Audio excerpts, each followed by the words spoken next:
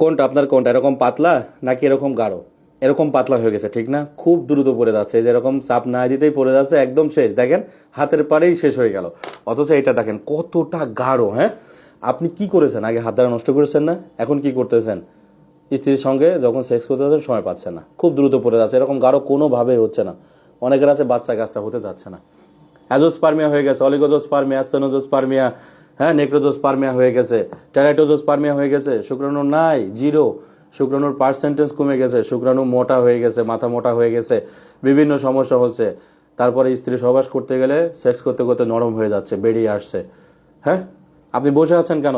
আপনি কেন বুঝতেছেন না এই সমস্যাটা আপনার নিজের হাতে তৈরি? আজকে যে সমস্যা এখন বর্তমানে ফেস করছেন সেটা পূর্ববর্তী সময়ে আপনার পরিকল্পিত। এই পরিকল্পনা আপনি নিজে করেছেন, এরকম গাঢ় ছিল কিন্তু রাখতে পারছেন না।